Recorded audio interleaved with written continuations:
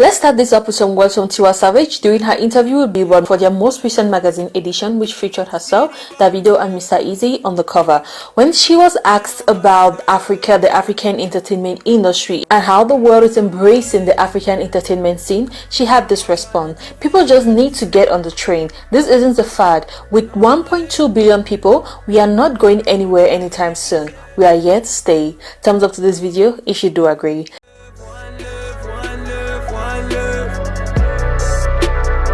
You know it's just a one love, one love, one love, one love. Representing us straight to the world. Love and family. Hi guys, and welcome to another edition of Celebrity Updates. Don't forget to subscribe and hit the notification button.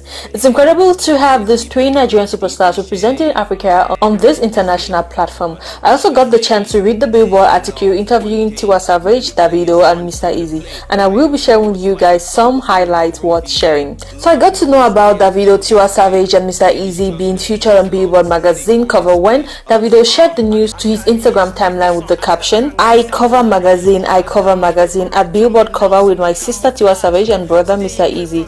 The forces that unite us are intrinsic and greater than the superimposed influences that keep us apart.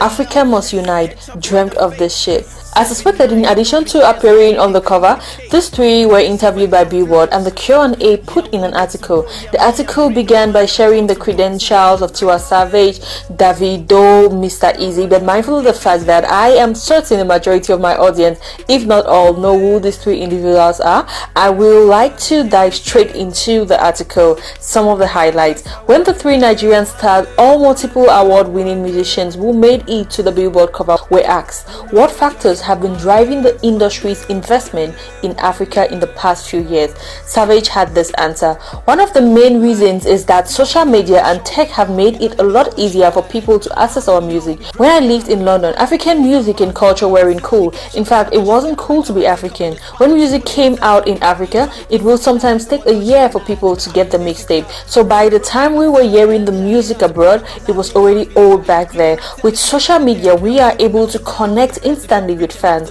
That has made the music travel a lot faster and a lot wider, and it's great music." And Davido said, "That's the most important thing. The music is amazing. The feeling you get from Afrobeat and African music is just different. When I was in school in America and would play African music, people would say, 'Yo, what's that?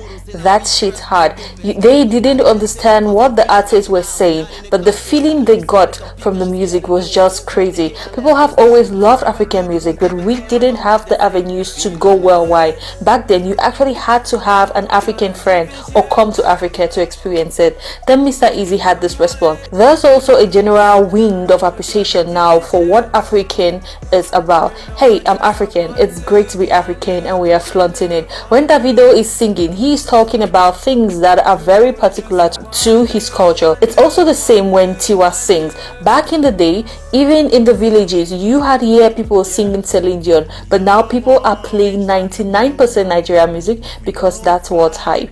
Everyone is waking up because of what's happening. One of the biggest music streaming platforms in Africa is Tencent, owned by a Chinese company. Last year, lots of people from across the world went to Ghana for the year of return. It's not politics that's bringing people here, it's art and young adults with people. Other questions asked, other enlightening answers given. Questions like, what are some of the African stereotypes? What challenges Tiwa faces as a female musician, and challenges faced by Mr. Eazy as an independent artist? I'll drop the link to the article in the description. Make sure to check it out. I think it's incredible. I love the whole idea of One Africa. I love the whole idea of Africa coming together, making this entertainment thing go global as a united force, because I believe when we're united, it's even more beautiful. I mean, I get to hear music from South Africa, music from Kenya, music from Nigeria, and most of these songs which I listen to are not even in English or in French, so I don't understand what is being said. So I really relate to what Davido is saying. Most of the songs which I'll replay in my house is